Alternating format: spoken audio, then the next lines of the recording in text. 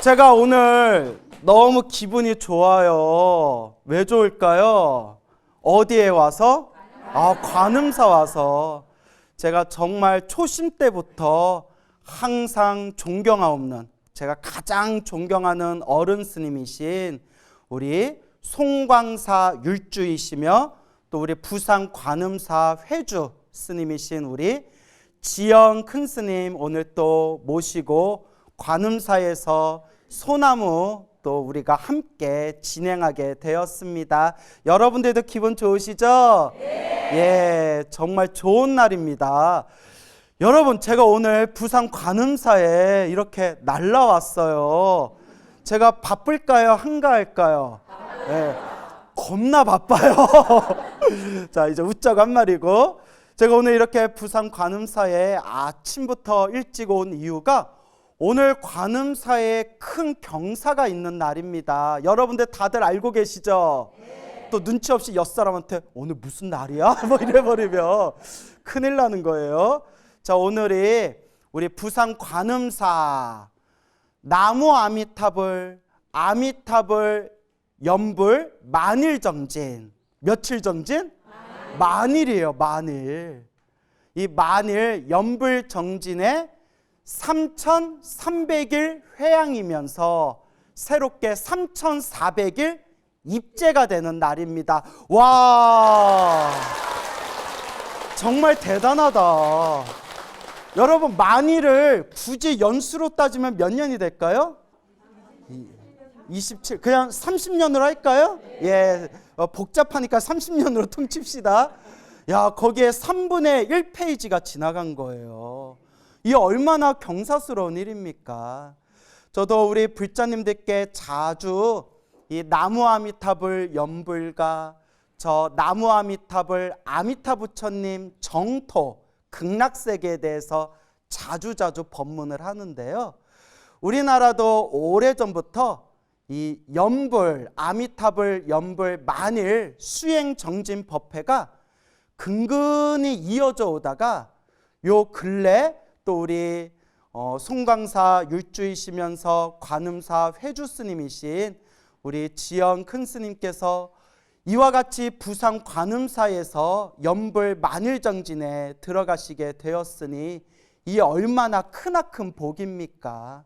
그래서 제가 너무 기분이 좋고 또 정말 우리 불법문 중에 크나큰 복이다라는 생각이 듭니다. 여러분, 우리 중생들이 꼭 가야 할 세계가 극락세계예요. 무슨 세계? 극락세계. 여러분, 다음 생 인간으로 태어나도 또 골치 아파요. 그 인간들 또 만나야 되고요. 누가 지은 업이니까?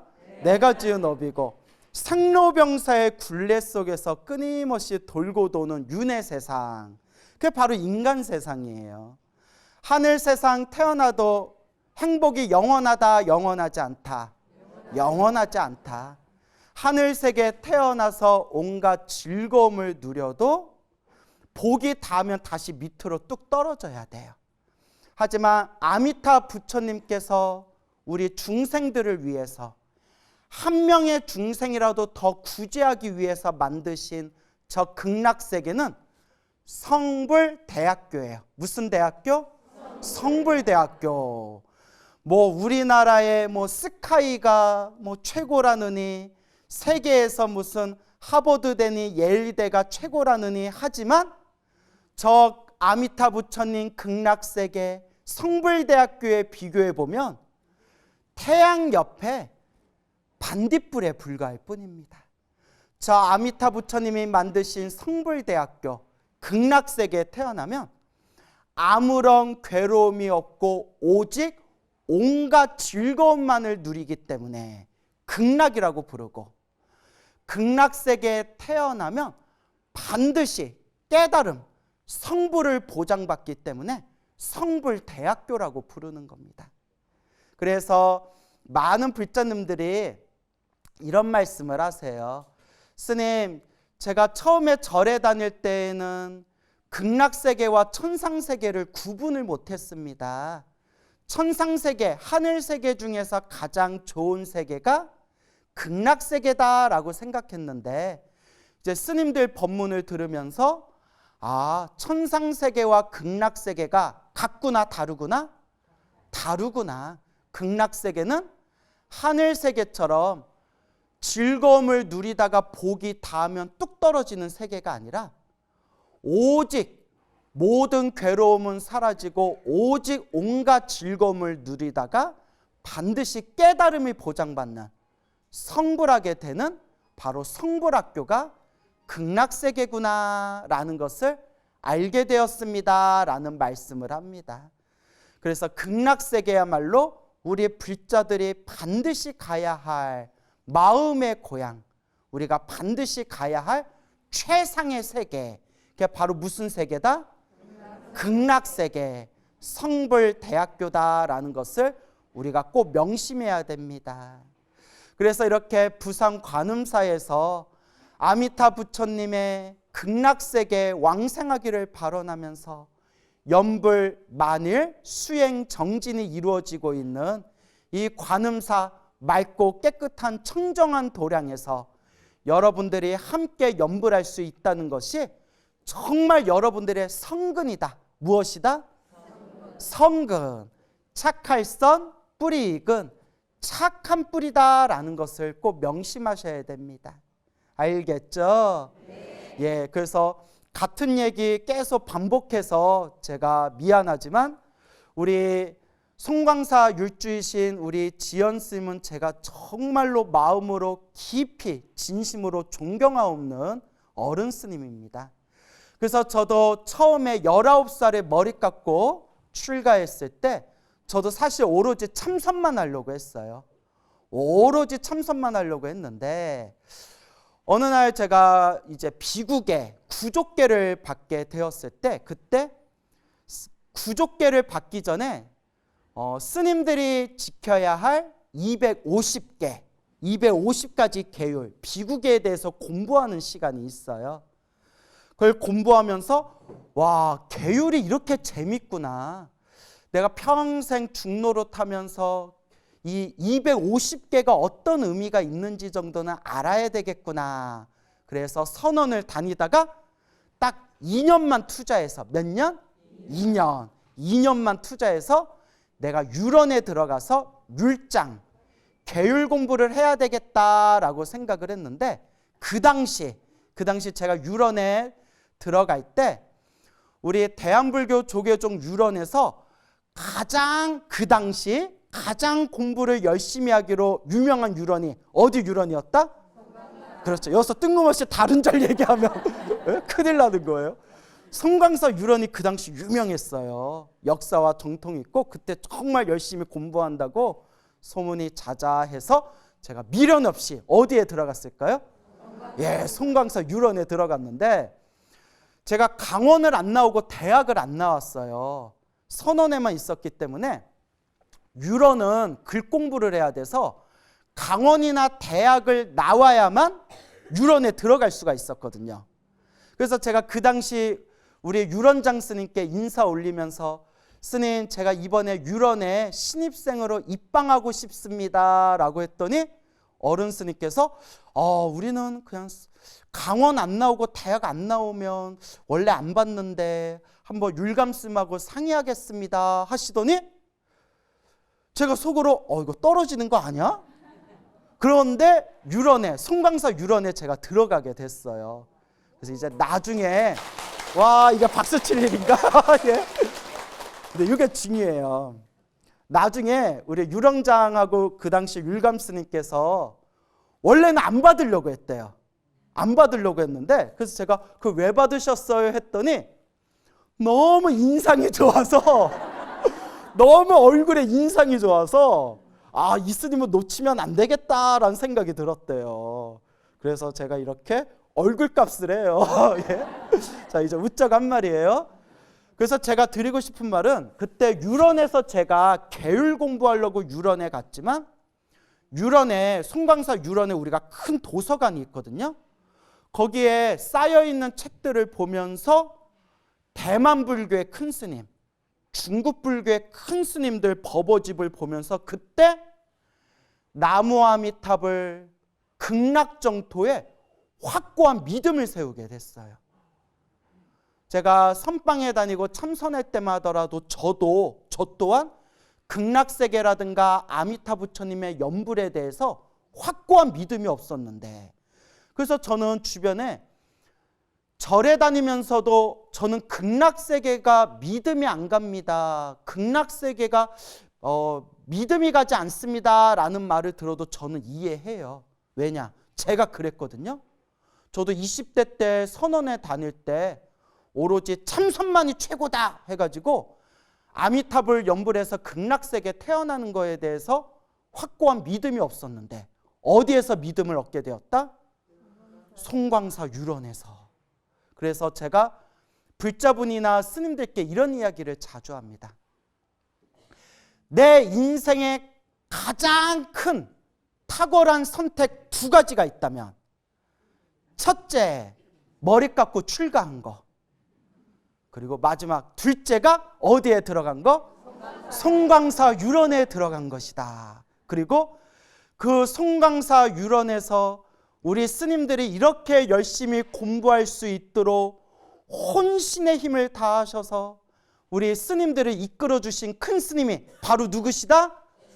예, 우리 지영 큰 스님이십니다. 와, 예, 스님 이 자리를 빌어서 다시 한번 감사드립니다, 스님. 예, 너무 훈훈하다, 그죠? 예, 나 오늘 밥값했다.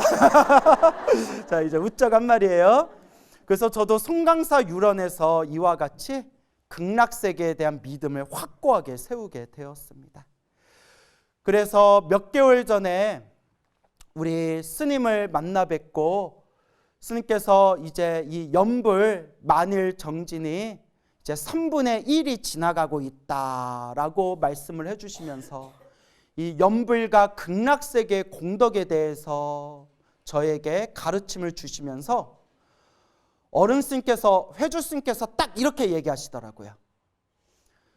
믿지를 못해서 그렇지, 뭐하지를 못해서 그렇지?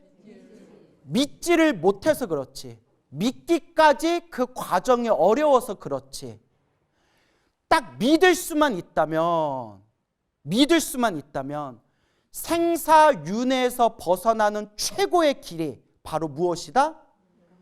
연불이다 라고 말씀하셨어요.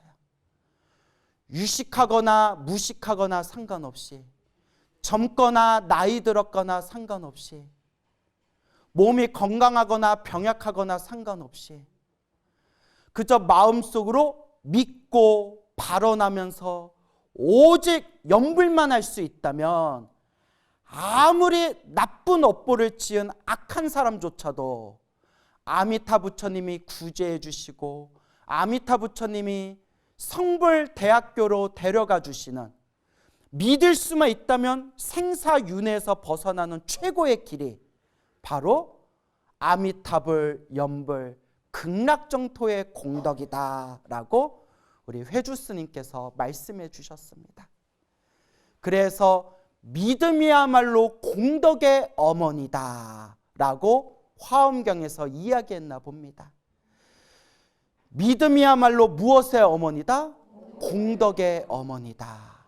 근데 여러분들께서 이렇게 이번 생 사람으로 태어나 부처님의 가르침을 만나서 우리가 다 함께 마음을 하나로 모아 연불할 수 있는 이번 생 이 소중한 이 인연을 만났다는 것이 우리가 과거 전생에서부터 얼마나 복을 많이 짓고, 우리가 과거 전생에서부터 얼마나 착한 뿌리를 많이 심은 것이냐라는 것을 우리가 마음에 되새겨야 됩니다. 저도 이제 우리 어르신들 앞에서 이런 얘기해서 죄송한데, 저도 이제 나이가 들잖아요. 예? 저도 이제 중년의 나이에 들었어요. 무엇의 나이? 중년의 나이에 들었어요. 그러니까 제 친한 스님한테, 스님, 내가 얼굴이 동안이라서 그렇지 나도 이제 중년이야, 했더니 저 친한 스님이, 그러면 네가 중이지, 에? 네가 세속인이냐? 이렇게 말장난을 하더라고요. 근데 이제 저도 나이가 들면서 철이 들어서 그런지 부처님 가르친 공부하고 경전을 보고 연불하다가 저도 모르게 울컥거리면서 막 눈물이 날 때가 있어요. 왜 그럴까요? 왜 그럴까요? 너무 고맙고 소중해서. 너무 부처님 가르침 만난 게 고맙고 소중해서. 그래서 저 얼굴이 이렇게 포동포동하잖아요. 이게 살찐 게 아니에요. 감동의 눈물을 흘리다 부은 거예요. 예? 오늘 좀 부었나? 오늘 화장을 못 해가지고 자, 웃자고 한 말이고요. 그래서 부처님의 가르침 만난 것을 항상 소중하게 여겨야 됩니다.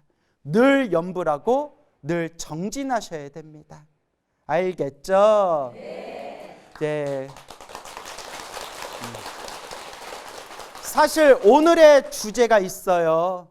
우리 회주 스님, 우리 송강사 율주 스님도 참으로 존경하옵는 저 중국 불교의 해현이라는 노 스님의 이야기를 오늘 여러분들께 전해드릴까 합니다. 그래서 바다해, 어질현, 해현이라는 그런 큰 스님이 계셨습니다. 근데 그분은 글자를 잘 몰랐대요. 글자를 몰라가지고 경전 공부도 깊이 하지를 못했고, 그리고 항상 노동하고 밭일을 하셨대요. 조그만 시골절에서 정말 다 허물어져가는 시골절에 들어가셔서 평생 밭일하시고 노동하시고 오로지 나무 아미타불 6글자, 나무 아미타불 오로지 연불만 하셨던 어느 한 노스님이 계십니다. 그래서 해연 스님, 무슨 스님? 해연 스님입니다. 이 스님께서 2013년, 몇 년이요? 2013년, 그러니까 10년 전이네요. 1월에 112세의 나이로 세상을 떠나셨습니다. 몇 살을 사셨어요? 100살하고도 12살을 더 사셨어요. 근데 돌아가시기 전날까지 밭일을 하셨대요. 대단하시죠? 그렇게 112살을 사셨던 해연이라는 노스님이 계셨는데 10년 전에 세상을 떠나셨어요. 그러니까 지금 현대에 활동하시던 큰 스님이세요. 이 스님께서 1900년 청나라 말기에 이제 세상에 태어나시게 되었습니다. 그렇게 5남매 중에 이제 한 아들로 태어나게 되어서 12살에 아버지께서 도적대에 피해를 입으셔서 그렇게 세상을 일찍 떠나시고 홀어머니가 지극정성으로 아이들을 키우셨다고 합니다. 근데 조부모와 또 부모님, 어머님이 독실한 불자라서 그 가난한 집안의 살림 속에서도 항상 염불하시고 늘 채식을 하셨다고 합니다. 그러던 어느 날이었어요. 이 해연 스님께서 출가하기 전에 18살이었을 때 다리에서 막 부스럼이 생기더래요. 피부병.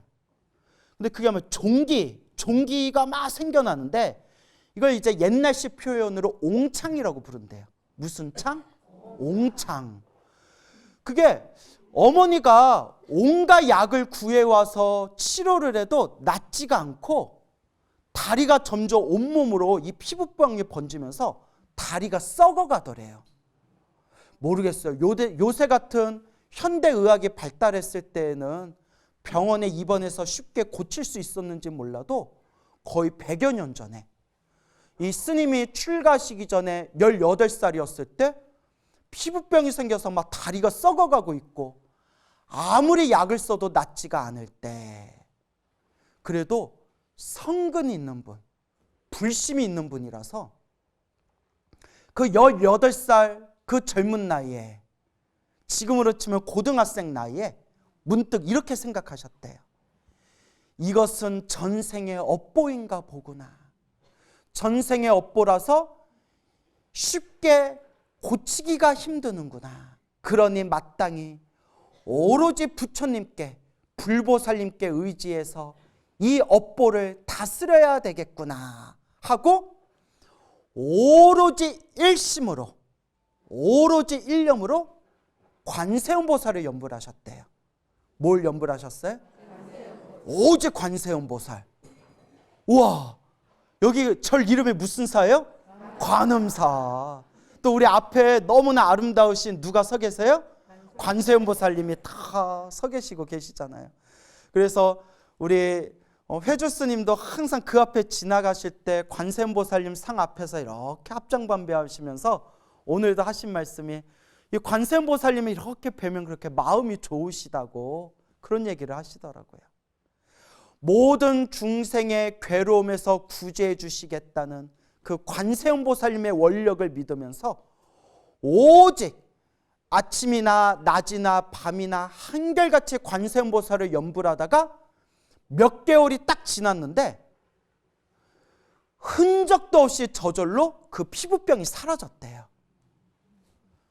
그때 부처님의 가피, 보살님의 가피가 분명히 있구나라는 확신에 다시 한번 얻게 되셨고, 아마 그때 인연으로 불심이 더 깊어지셨는지 20살 나이에 머리를 깎고 출가하시게 됩니다. 20살에 머리를 깎고 출가하셨을 때 글자를 잘 모르셨대요. 너무 가난한 집안에서 밭일하시고, 그래서 그 당시 제대로 된 지금 같은 공교육을 담당하는 학교도 없고, 그래서 어디 서당 같은 데 못 다니셨나 봐요. 어쨌거나 20살에 출가했을 때 머리를 깎아주시고 계율을 내려주신 은사스님께서 경전을 가르쳐 주시지도 않고, 설법하는 법도 가르쳐 주시지도 않고, 참선하는 법도 가르쳐 주시지 않고, 오직 하나만 가르쳐 주셨대요. 오직 하나. 오직 뭐 해라? 연불해라. 나모 아미타불. 딱 6글자 가르쳐 주셨대요. 그리고 오직 연불해라. 오직 연불해라. 그렇게 20살에 머리 깎고 출가하셔서 112세의 세상을 떠날 때까지 오직 뭐 하신 스님이다? 연불하신 스님이에요. 스님께서 그렇게 사찰에서 연불하시면서 그렇게 수행하시고 정진의 길을 걷고 계시다가 1960년대 중반에 중국을 확 뒤엎어버린 문화 대혁명 사건이 펼쳐져요. 문화 대혁명 사건 다 기억나시죠? 그냥 아는 걸로 퉁칩시다. 중국에 뭔 일 있었어? 예, 그때 홍위병이라는 그런 병사들이, 중국의 그런 홍위병 출신 인민들이 중국의 문화를 다 깨부시고 부시고 엄청난 난리를 약 10여 년 동안 일으켰던 문화 대혁명이라는 사건이 있어요. 그러니까 전문 용어로 뭐라고 하냐면 개판이라고 해요. 완전 중국 문화를 개판으로 만들었던 문화 대혁명이라는 무서운 사건이 있었습니다. 그때 지식인들이 막 몰매 맞고 처참하게 죽고, 그 당시 스님들이 다 억지로 환속을 당했대요. 스님들이. 그래서 이 해연 스님께서도, 오늘의 주인공이신 해연 스님께서도 문화 대혁명 때 머리를 기르고 억지로 환속을 당하셨습니다. 그래서 공장에 다니면서 일을 하셨는데, 그 속에서도 항상 입으로는 감히 연불할 수가 없어서 늘 일할 때나 집에서 쉴 때나 늘 마음속으로 무엇을 하셨다? 오직 연불하셨대요. 머리를 기르고 속복을 입고 공장에서 일을 하시면서도 늘 마음속으로 연불을 멈추지 않으셨대요. 그리고 밤마다 저녁마다 밖에서 또 누가 볼까 봐 방 안에 불을 꺼놓고 그 어두운 방 안에서 벽을 바라보며 부처님의 모습을 상상하면서, 불상조차도 없었기 때문에 부처님의 모습을 상상하면서 밤마다 그 어두운 방 안에서, 골방에서 부처님을 생각하며 늘 절을 올렸다고 합니다. 그러니까 여러분, 스님 제가 너무 바빠서 연불할 시간이 없어요. 수행할 시간이 없어요. 이건 거짓말이에요. 왜요? 찔려요? 지금 히히히 웃으신 분들 찔린 분들인가요?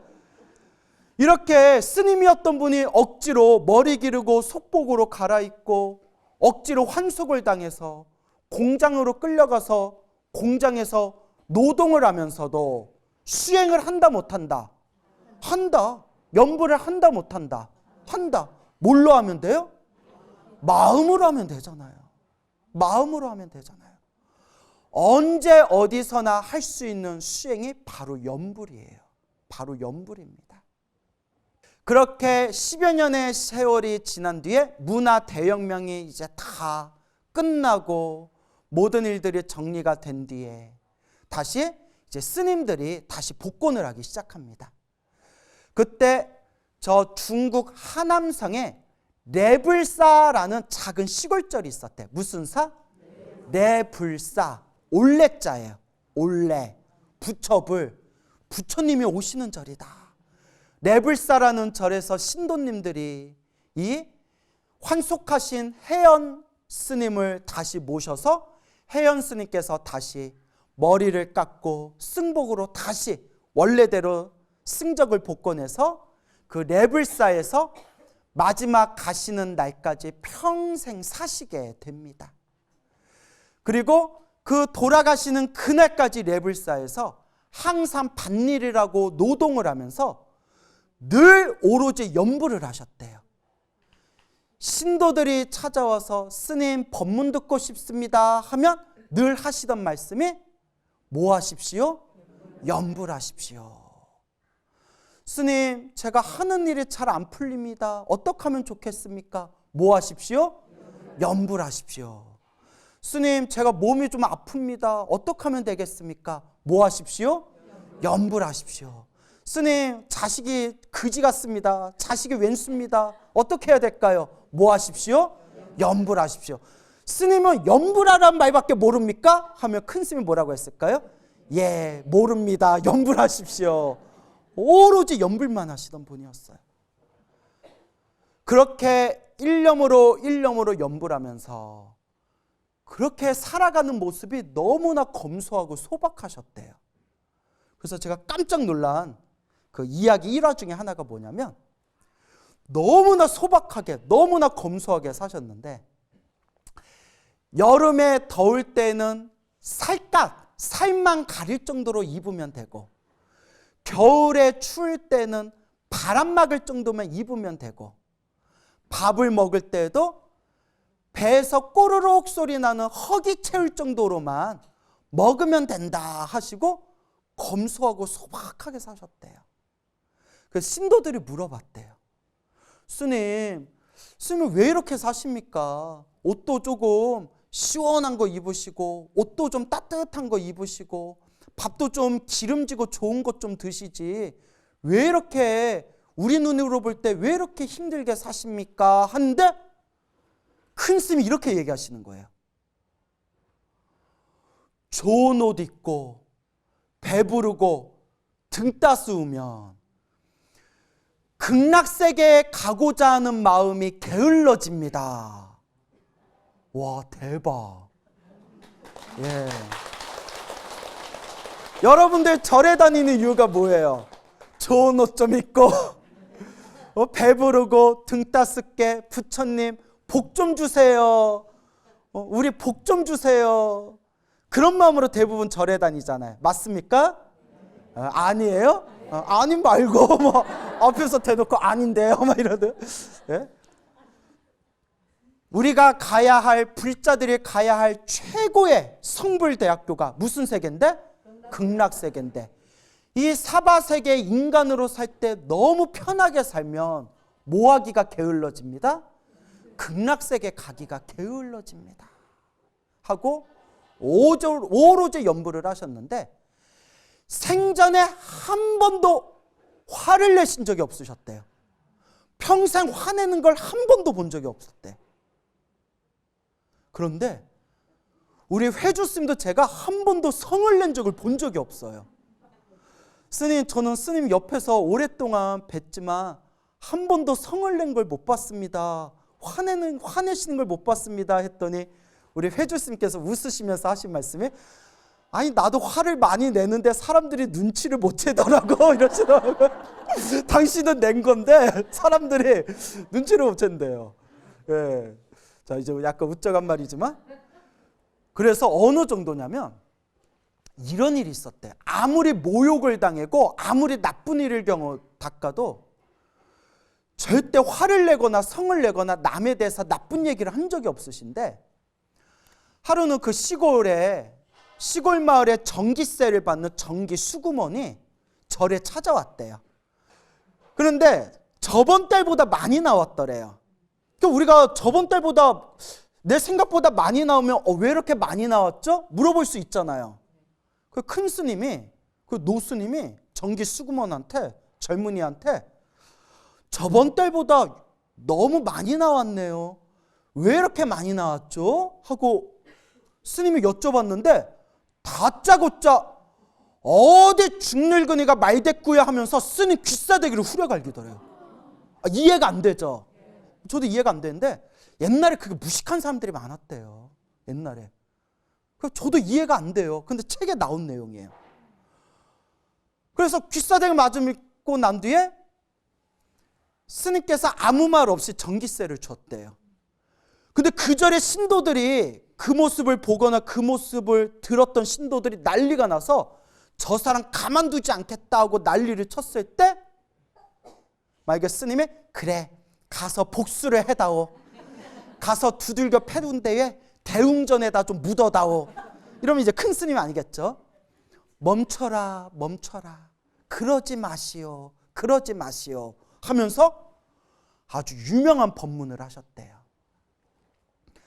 누가 내 뺨을 때리면 나 가려운 데를 긁어줬거나 생각하고 누가 내 얼굴에 침을 뱉으면 내 얼굴에 세수를 시켜줬구나 생각하고 온갖 모욕을 참고 참는다면 자연히 내 마음은 편안해진다네.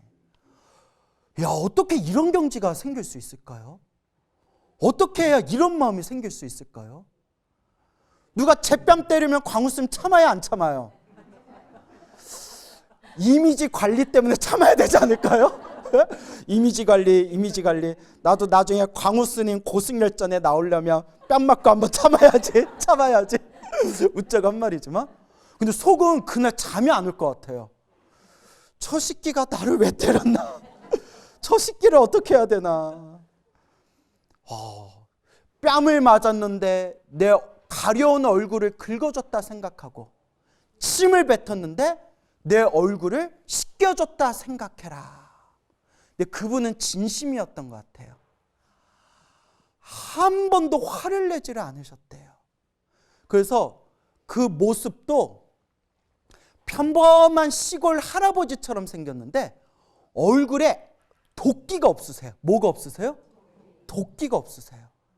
너무나 평범한 정말 성품 좋으신 할아버지처럼 생기셨는데 지금 딱 여기 사진이 나오네요. 보이세요? 예, 뭐가 보여요? 방송으로 보시라는 뜻인데 예 이러세요 지금. 예, 그래 그래도 맞춰주려고 애써줘서 고마워요.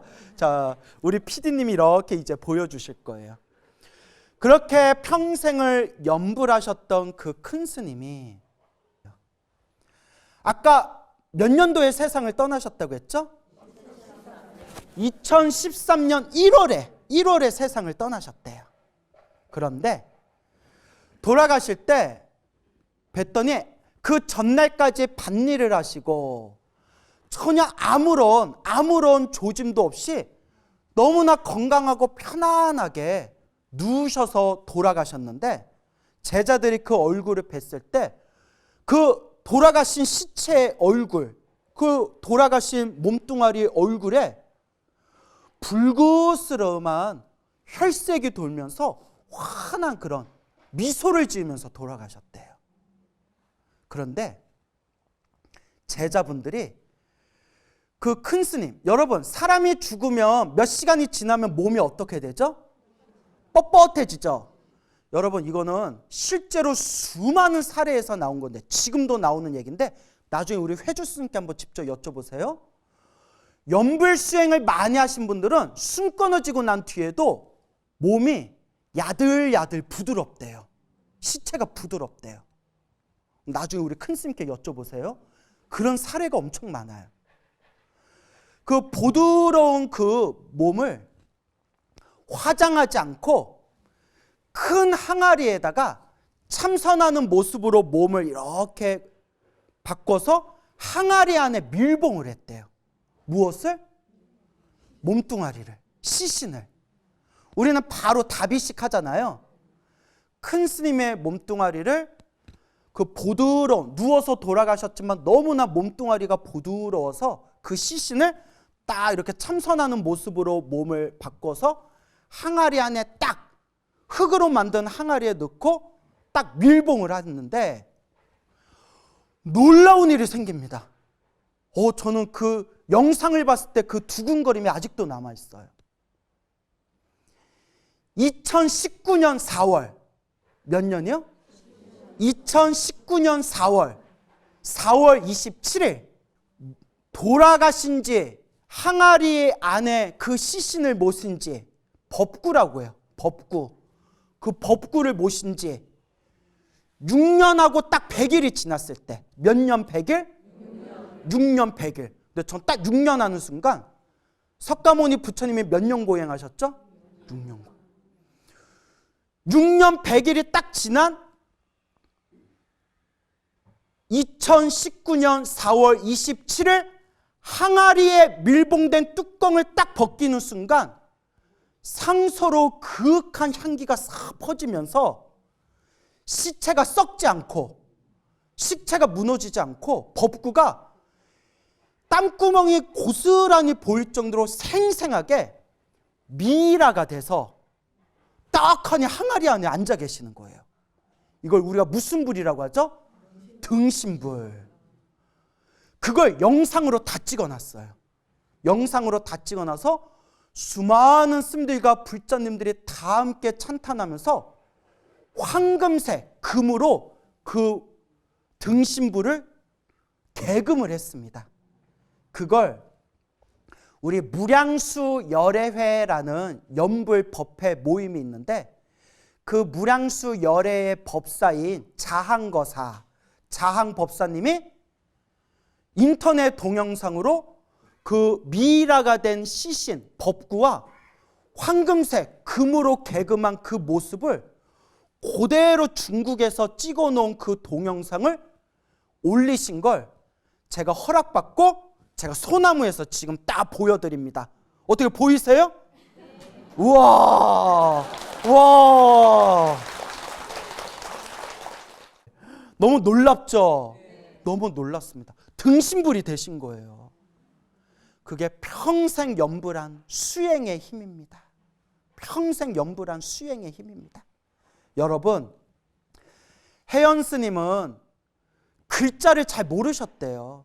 그 경전 공부도 많이 못하셨고 뭐 이렇게 설법을 잘하거나 뭐 법문을 잘하지도 못하셨대요.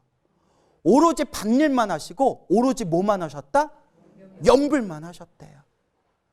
여러분, 이번 생 부처님의 가르침을 만나 우리가 이와 같이 이 깨끗하고 청정한 도량에 이렇게 훌륭하신 큰 스님을 모시고 우리가 이와 같이 크나큰 공덕을 닦을 수 있다는 이 인연을, 이 감사한 이 인연을 마음에 되새기셔야 됩니다. 그래서 여러분들이 원래부터 잘하셨겠지만 오늘 만일 연불 정진 중에 3300일을 회양하고 새롭게 시작되는 3400일 입제를 맞이하여 오늘 우리 다시 한번 마음으로 되새깁시다. 자, 따라해 보세요. 연불합시다. 연불합시다. 연불하여 다 함께 성불대학교 극락왕생 합시다. 나무아미탑을 성불하십시오. 우리 부처님께서 우리 중생들에게 그리고 우리 불자들에게 항상 복을 지어야 한다. 선업을 쌓아야 한다. 공덕을 닦아야 한다라고 늘 항상 말씀하셨습니다. 우리 중생들이 살아가는 이 세상의 모든 현상과 이 세계의 모든 흐름은 다 스스로가 지은 업의 인연들입니다. 우리 앞에 펼쳐진 모든 일들이 일어나고 사라짐이 다 인연법입니다. 인연 따라 일어나고 인연 따라 사라집니다.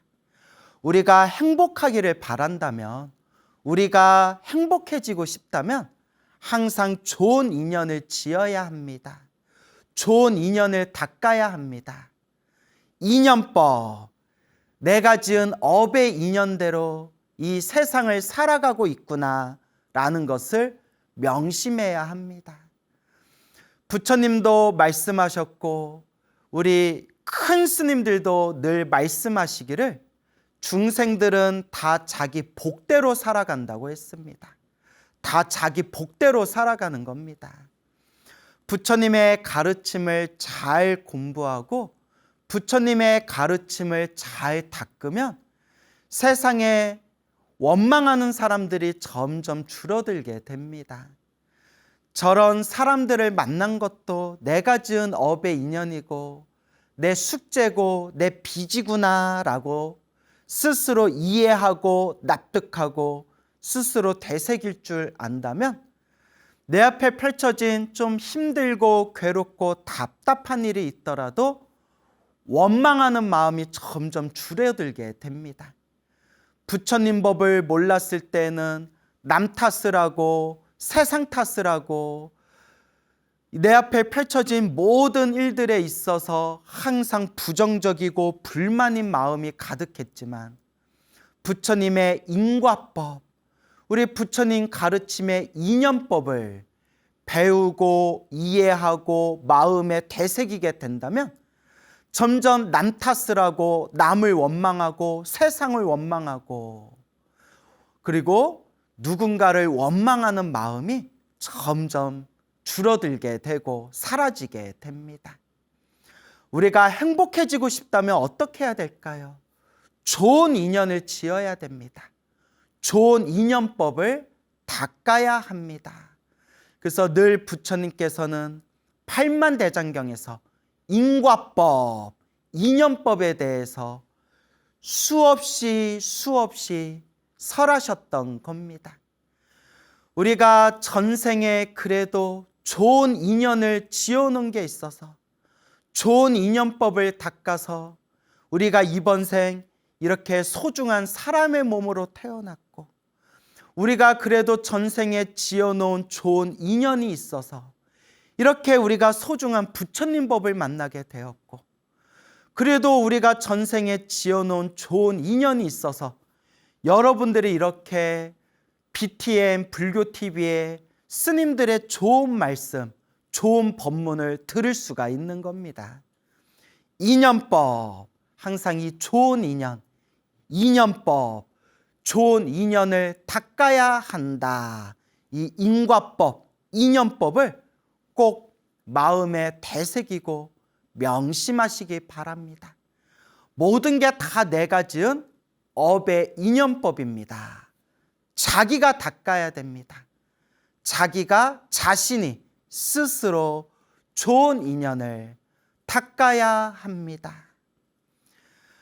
우리 석가모니 부처님 당시의 일입니다. 석가모니 부처님 당시에 어느 큰 성에 재산이 많은 엄청나게 큰 부자가 살고 있었다고 합니다.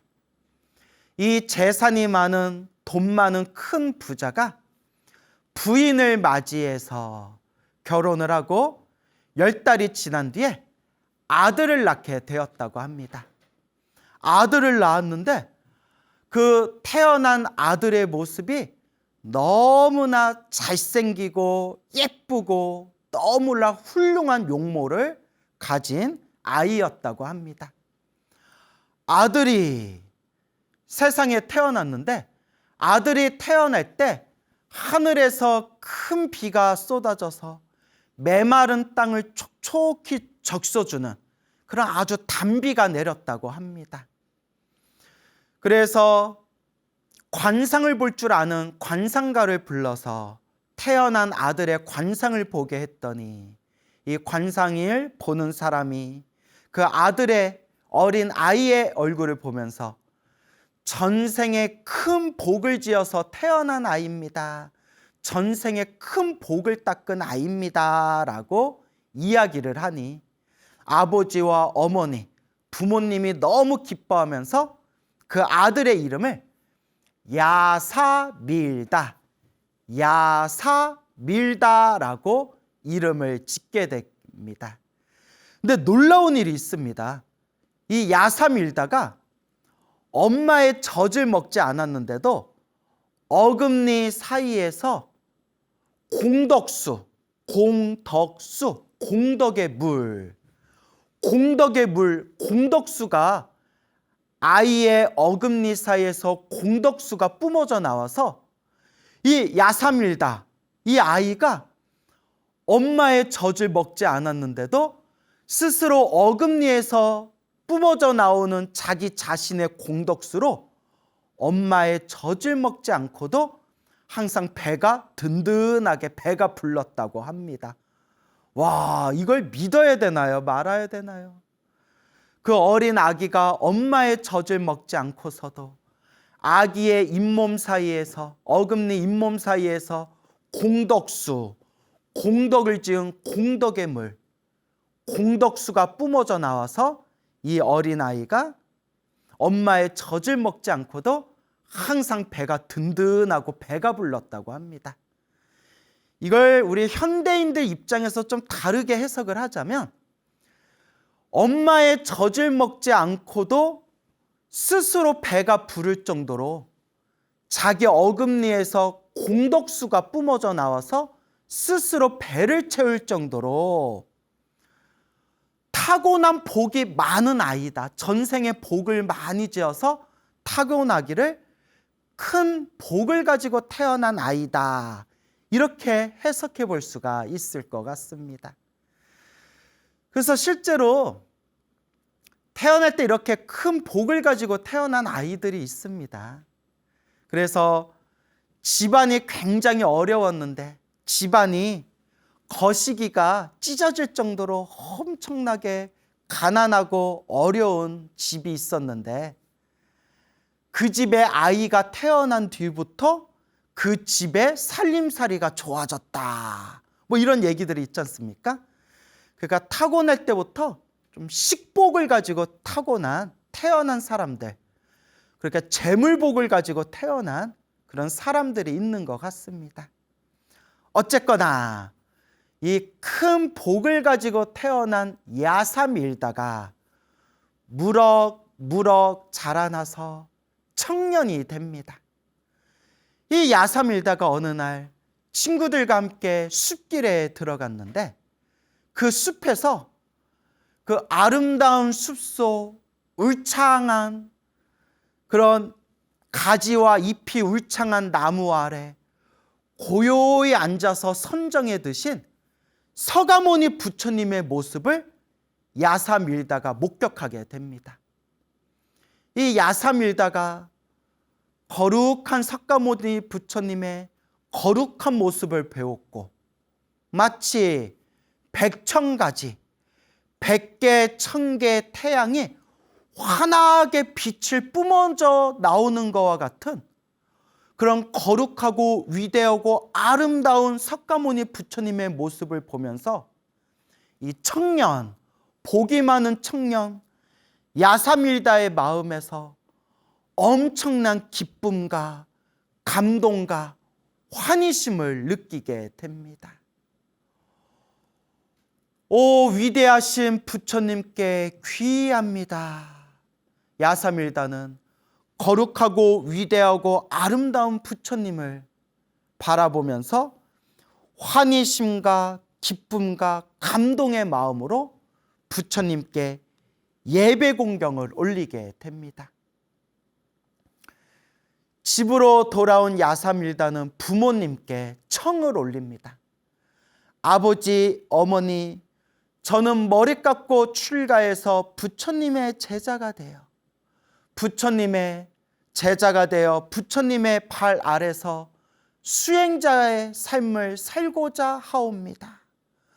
아버지, 어머니, 저의 출가를 허락해 주십시오.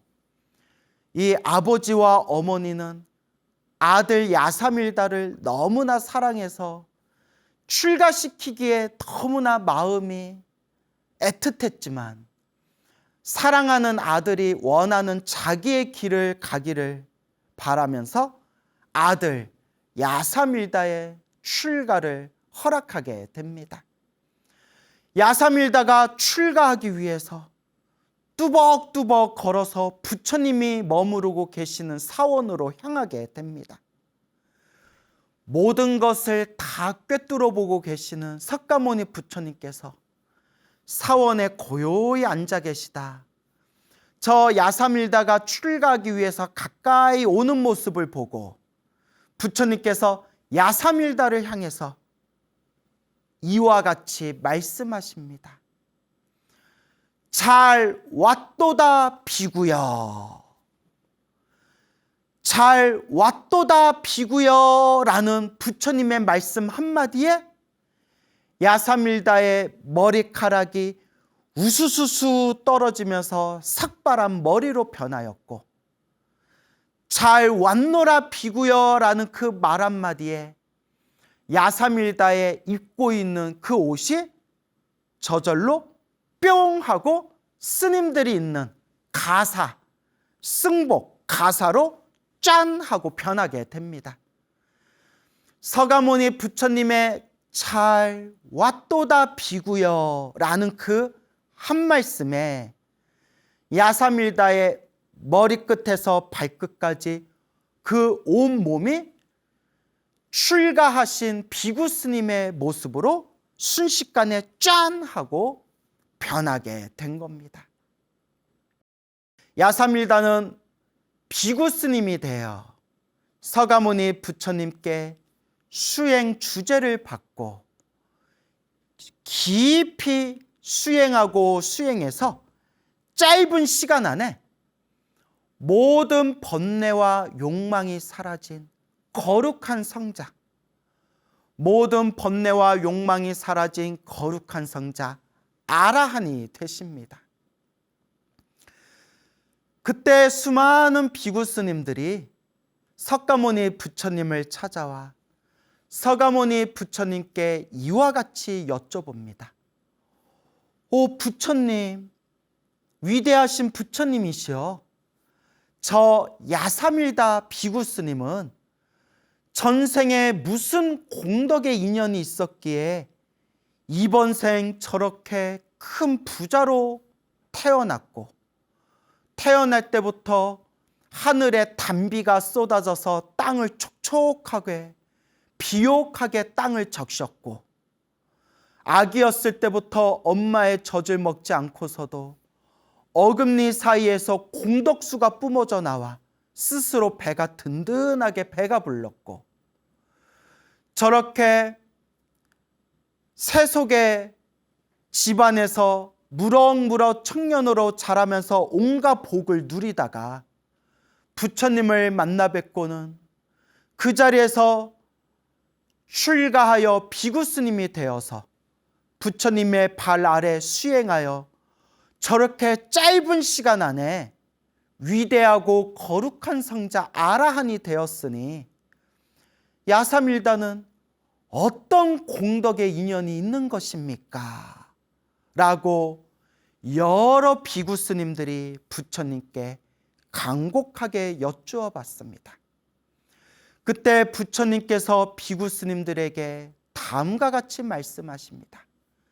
비구들이여, 불자들이여, 이 모든 게 다 스스로 자기 자신이 지은 공덕의 인연이다. 저 야사밀다 비구의 과거 전생 이야기를 들려줄 터이니 그대들은 자세히 듣도록 하여라. 그리고 서가모니 부처님께서 야사밀다 아라한 비구 스님의 과거 전생 이야기를 들려주시게 됩니다.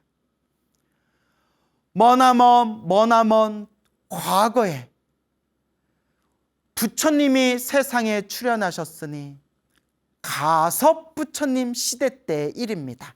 가섭 부처님, 석가모니 부처님 바로 이전에 출현하셨던 부처님이 가섭 부처님이십니다.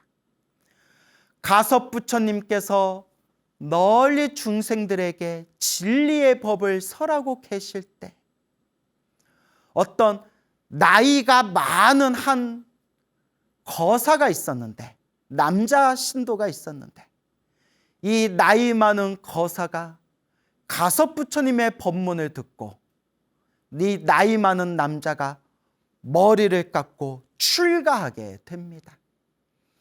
이 나이가 많은 늦게 출가한 이 늦깎이, 이 비구 스님이 늦게 출가한 만큼 더 열심히, 젊은 스님들보다 더 열심히 수행을 해도 모자랄 판에 게으름과 교만함에 빠져서 수행을 게을리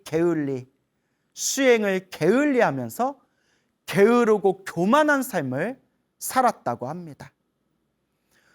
그러던 어느 날 이 게으름에 빠진 게으른 이 스님이 온몸에 열이 펄펄 오르는 병에 걸리게 됩니다. 그때 의사를 찾아가니까 의사가 소를 약으로 삼아서 먹으면 이 열병이 가라앉게 될 겁니다. 여기서 말하는 소가 음매하는 그런 살아있는 소, 황소를 말하는 게 아니라 한자로 소가 우리말로 하면 이제 연유 소자입니다. 연유. 그래서 우유를 끓여가지고 우유를 발효시킨 유제품, 우유를 끓여서 그 끓인 우유를 발효시킨 유제품을 옛날에 이제 한자 표현으로 소라고 불렀습니다. 연유, 소. 이 소를 먹으면, 이 유제품을 먹으면 병이 가라앉을 겁니다 해가지고 의사의 말을 듣고 그 소를 먹었는데, 그 유제품을 먹었는데 밤중에 몸에 열이 더 끌어올라가지고 걷잡을 수 없는 고통과 막 목이 타오르는 듯한 갈증을 느끼게 됩니다. 도저히 견딜 수가 없어가지고 막 목에 타오르는 갈증이 느껴져서 여기저기 물을 마시려고 여기저기 물을 찾아다녔는데 보이는 저쪽 물이 다 말라 있는 겁니다. 온몸이 뜨겁고 목이 바싹바싹 마르고 갈증이 막 드글드글 갈증이 끓어오르는 그 심한 고통을 느끼면서 밖으로 막 뛰쳐나가게 됩니다.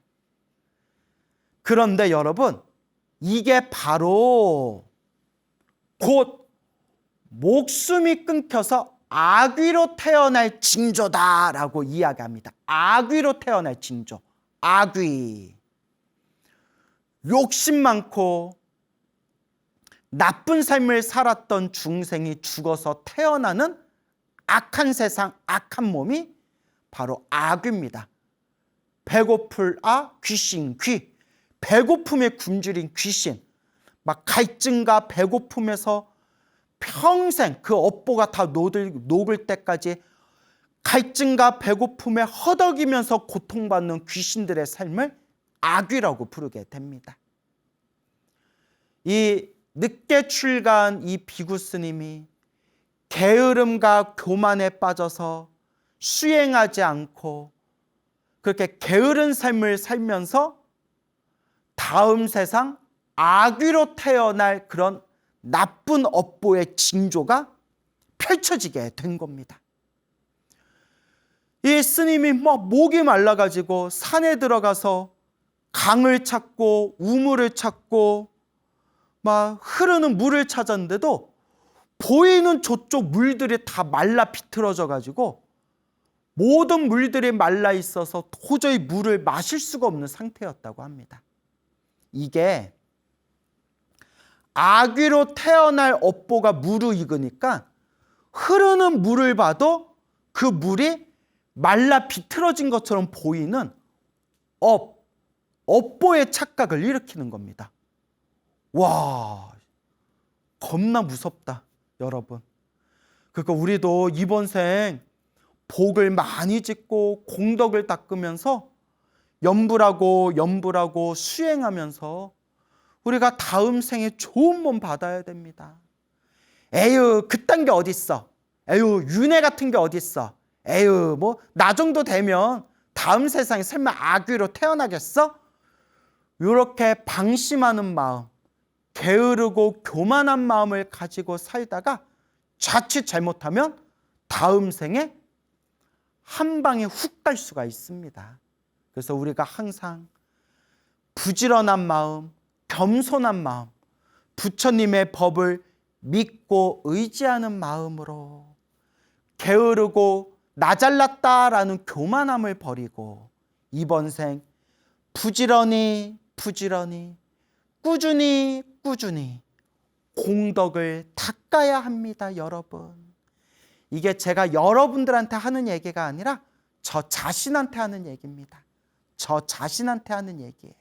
그리고 우리가 정말 이번 생 공덕을 잘 닦아야 합니다. 이렇게 막 산과 이렇게 온갖 들판을 내달리면서 아무리 물을 찾아도 물을 찾을 수 없었던 이 게으른 비구 스님이 엄청난 두려움과 공포를 느끼면서 스스로를 자책하고 스스로를 뉘우치게 됩니다. 이러다가 내가 다음 생 아귀로 태어나는 게 아닌가? 이러다가 내가 다음 생 아귀로 태어나는 게 아닌가? 그 다음날 아침 해가 뜨자마자 스승님을 찾아갑니다. 은사스님. 스승님, 은사스님을 찾아가서 간밤에 있었던 일을 고스란히 은사스님께 말씀드리니까 은사스님께서 깜짝 놀라면서 너의 그 모습이 마치 아귀의 모습과 같구나. 내가 이 병에다가 물을 담아서 너에게 줄 터이니 이 물을 받아라 하면서 병에다가 눈앞에서 병에다가 물을 깨끗한 물을 담아가지고 뚜껑을 딱 닫아서 그 스님에게 그 게으름뱅이 스님에게 그 물병을 줬는데 이 스승님이 주신 그 물병의 물을 마시려고 뚜껑을 딱 열어서 봤더니 아이고 머니나 그 물병 안에 있는 물이 흔적도 없이 다 메말라서 사라져버린 겁니다. 여러분, 이게 바로 복 없는 중생은 아무리 복을 줘도 그 복을 받아먹지 못한다라는 속담이 이래서 나온 겁니다. 복 없는 중생은 복을 줘도 그 복을 받아먹지를 못해요. 결국 중생은 복대로 살아간다. 다 자기 복대로 살아가는 겁니다.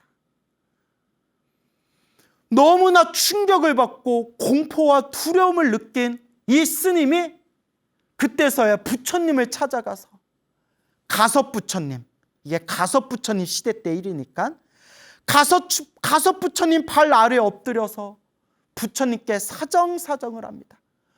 부처님, 제가 아귀의 업보를 받게 되는 것 같습니다. 부처님, 제가 이제 죽으면 아귀로 태어날 것 같습니다. 부처님, 부디 저를 구제하여 주십시오. 그때 가섭부처님께서 이렇게 얘기하십니다. 지금부터 그대에게 방법을 가르쳐 주겠다. 그대가 구제받을 수 있는 방법을 가르쳐 주겠다. 곳곳에 맑고 깨끗한 물을 구해서 수행하는 대중 스님들에게 그 맑고 깨끗한 물을 공양 올려라. 그대가 구제받을 수 있으리라. 여러분, 부처님께서 그 아귀의 업보를 받게 될 그 비구스님을 신통력으로 구제해 주신 것도 아니고 무슨 특별한 어떤 초능력으로 구제해 주신 것도 아니에요, 여러분. 제가 늘 얘기하잖아요. 자기가 닦아야 된다. 스스로 닦아야 된다. 복이 없고 공덕이 없고 업보가 두껍기 때문에 다음 생 아귀 몸을 받을 그 비구스님에게 스스로 닦을 수 있는 방법을 가르쳐 준 거예요. 깨끗한, 맑고 깨끗한 물을 구해서 스님들에게, 수행하는 대중 스님들에게 정성껏 공양 올려라. 여러분, 자기가 닦아야 돼요. 스님들한테 기도해 주세요, 기도해 주세요가 아니라 자기가 닦아야 돼요. 부처님, 나 좀 잘 되게 해주세요, 잘 되게 해주세요가 아니라 자기가 닦아야 돼요. 부처님이 복을 주고 싶어도 복 없는 중생은 부처님이 주신 복도 받아먹질 못해요. 자기가 닦아야 돼요. 그러니까 내가 너희를 구제해 주리라. 나를 믿고 나를 따르면 내가 너희들을 행복하게 해주리라. 그런 말은 사이비예요. 자기가 닦아야 돼요. 자기가. 염불을 하건 기도를 하건 자기가 스스로 염불하고 기도하고 수행하고 복을 짓고 선업을 짓고 공덕을 닦으면서 자기가 닦는 것이 바로 불법의 핵심이다 라는 걸 꼭 우리가 명심해야 됩니다. 내가 닦아야 된다. 스스로 내가 닦아야 된다. 나에게 특별한 힘이 있어서 나를 믿고 따르고 나를 의지하면 내 특별한 힘으로 너희들을 행복하게 만들어주리라 라고 말하는 인간이 있으면 100이면 100다 사이비라고 보시면 돼요. 자기가 닦아라. 자신이 닦아라. 제발 남한테 의지하고 저 사람이 나를 구제해 주겠지 생각하지 말고 부처님의 가르침을 믿고 부처님의 법을 의지하면서 부처님 법답게 스스로 자기가 스스로 닦아라 라는 걸 꼭 명심하시기 바랍니다. 자등명 법등명, 자기 자신을 등불로 삼고 법, 부처님의 법, 진리를 등불로 삼아라. 자등명, 법등명 꼭 명심하시기 바랍니다. 이 비구스님은 가섭 부처님의 말씀을 듣고 정성스러운 마음으로 맑고 깨끗한 물을 구해가지고 대중스님들에게 그 깨끗한 물을 공양 올리기 시작합니다. 내가 마셔야지, 내가 먹어야지 라는 마음을 일으킬 때에는 보이지 않던 물이 대중스님들에게 내가 정성껏 공양 올려야지 라고 생각하니 그때서 이제 물이 보이기 시작하는 겁니다. 여기에 이제 묘한 도리가 있습니다. 나 잘 되게 해주세요 라고 기도하면 기도발이 약합니다. 모든 중생이 고통에서 벗어나기를, 모든 중생이 행복하기를, 모든 중생 다 함께 성불하여 지이다. 남을 위해서 기도했더니 진정한 기도의 힘이 펼쳐지게 되는 겁니다.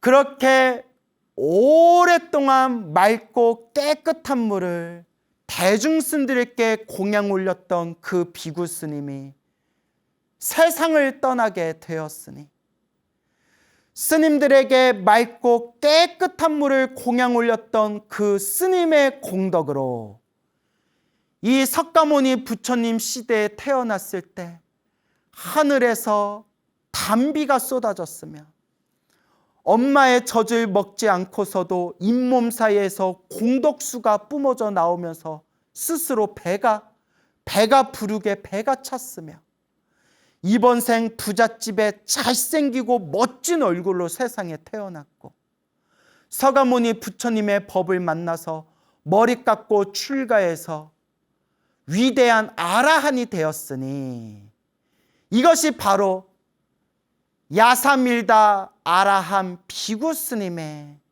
과거 전생 가섭 부처님 시대 때 전생에 지었던 공덕의 인연이다 라고 부처님이 야사밀다 스님의 전생 이야기를 들려주시니 그 자리에 있었던 모든 불제자들이 다 함께 환희하고 기뻐하고 즐거워하며 다 함께 보리심을 일으켰다고 합니다.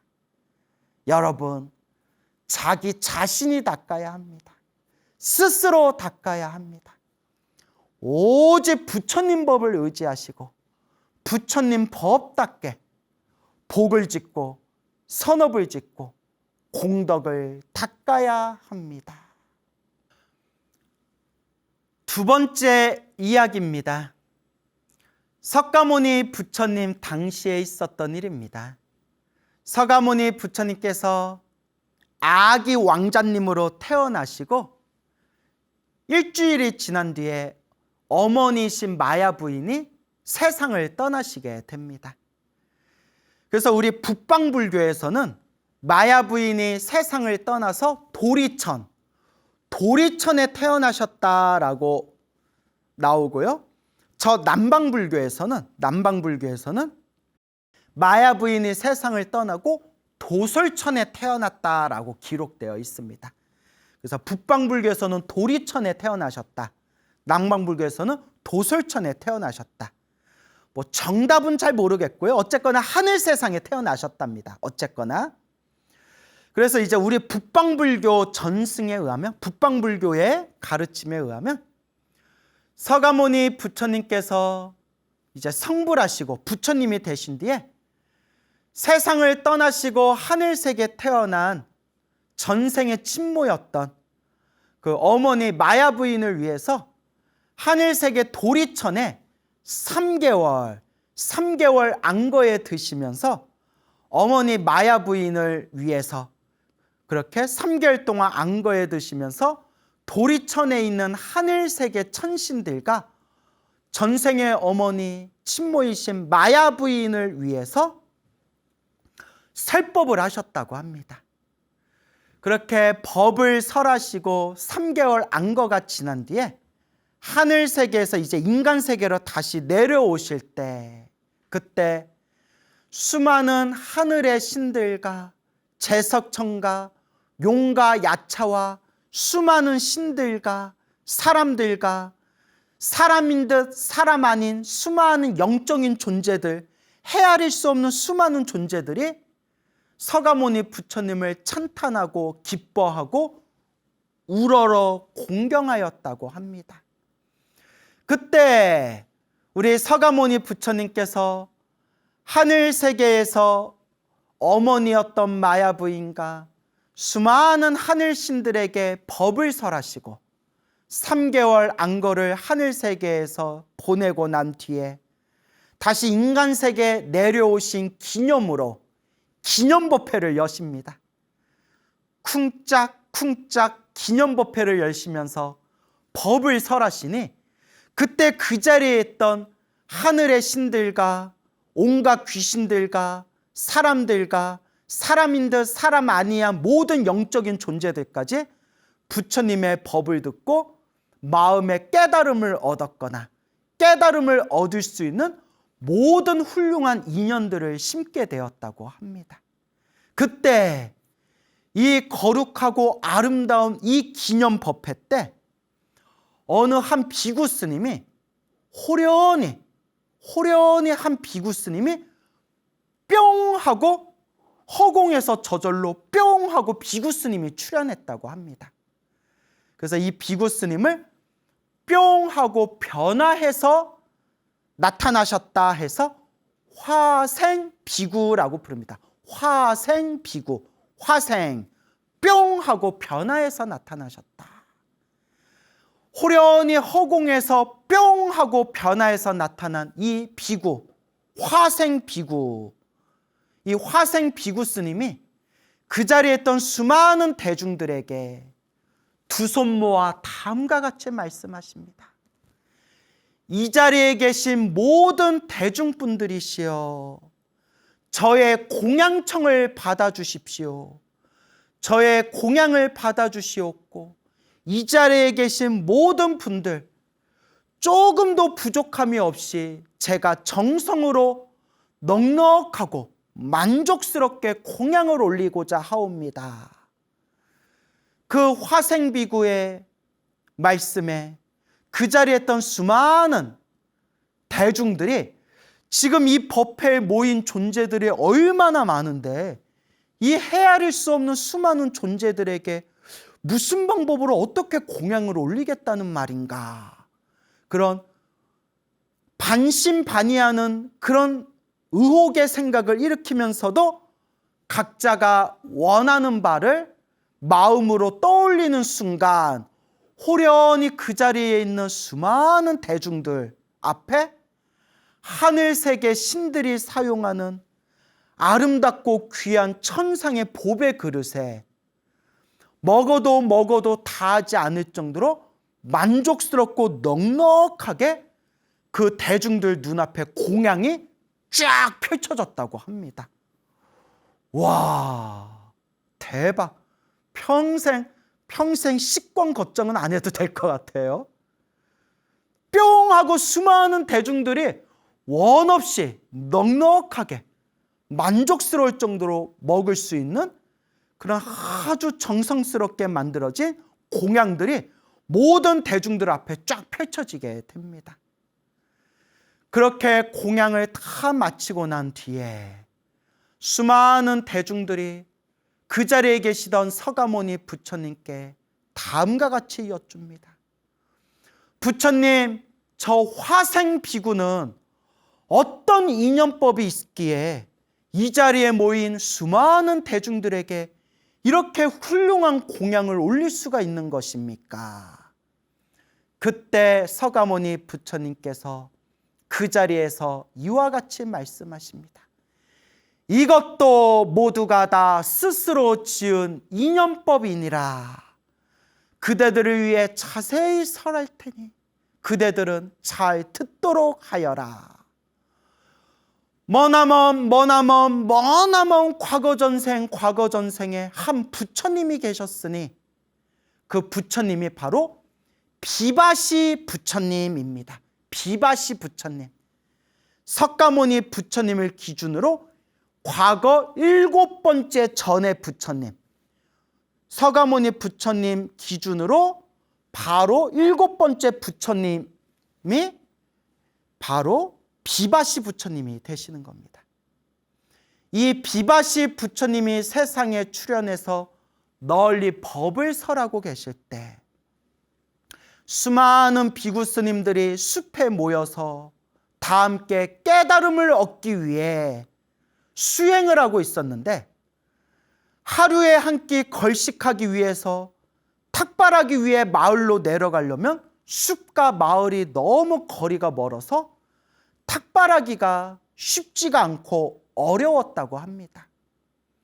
그때 같이 수행하고 있던 한 비구 스님이 그 자리에서 수많은 수행하는 비구 스님들에게 이와 같이 맹세를 합니다. 대중 스님들은 들으십시오. 지금부터 스님들을 위한 스님들이 드실 공양물을 제가 다 책임져서 공양을 받아오겠습니다. 그러니 스님들은 더 이상 아무 고민이나 걱정하지 마시고 그냥 수행에만 집중하시기 바랍니다. 대중 스님들은 저의 공양청을 허락해 주십시오라고 한 뒤에 3개월 안것 동안 숲속의 수행자들은 오로지 수행에만 집중했고, 그때 스님들에게 3개월 안것 동안 공양을 책임지겠습니다 맹세한 그 비구 스님은 비가 오나 눈이 오나 그 어떠한 열악한 상황에서도 지극정성으로 공양물을 받아와서 3개월 안거 수행하는 그 스님들에게 정성껏 공양을 올렸으니 그 3개월 동안 수행하던 그 숲속의 비구 스님들, 숲속의 수행자들이 모두 다 크나큰 깨달음을 얻게 되었다. 그리고 서가모니 부처님께서 이와 같이 말씀하십니다. 그때 비바시 부처님 시절에 3개월 안거에 들어간 그 스님들을 위해서 공양 탁발을 책임진 지극정성으로 공부하는 스님들에게 공양을 올렸던 그 비구 스님이 태어나고 태어날 때마다 항상 자기가 원하는 바가 있으면 그 원하는 일들이, 모든 일들이 술술 풀리고 그 원하는 바를 쉽게 얻을 수 있었으며, 자기가 스님들이나 사람들에게 공양을 올리고자 마음을 일으키기만 하더라도 수많은 스님들과 사람들에게 넉넉하게 공양 올릴 수 있을 정도로 크나큰 복을 가지고 수없는 생애 동안 태어나고 태어나면서 온갖 복을 누렸으니, 바로 그때 그와 같은 공덕과 복을 지었던 그 비구 스님이 바로 지금 그대들이 눈앞에서 목격한 화생 비구가 되는 것이다 라고 하니, 그 자리에 있던 수많은 스님들과 불자들과 수많은 대중들이 다 함께 기뻐하고 찬탄하였다고 합니다. 여러분, 결국 이 중생 세계는 다 자기가 지은 복대로 살아가는 세계입니다. 복이 있어야 잘 먹고 잘 살 수가 있고요, 복이 있어야 좋은 스승도 만나고 좋은 도반도 만나고, 복이 있어야 지혜도 닦고 깨달음도 얻을 수가 있는 겁니다. 복이 있어야 중생도 제도할 수가 있는 겁니다. 여러분, 우리가 성불하는 그날까지 저 완전 무결한 원망 부족하신 부처님과 같은 똑같은 깨달음의 경지에 이르기까지 끊임없이 복을 짓고 끊임없이 부지런히 지혜를 닦읍시다. 여러분, 행복해지고 싶습니까? 행복한 삶을 창조하고 싶습니까? 복을 지으십시오. 선업을 지으십시오. 공덕을 쌓으십시오. 복과 선업과 공덕의 힘이 여러분들을 진정한 행복의 길로 이끌어 줄 것입니다. 여러분, 성불하십시오.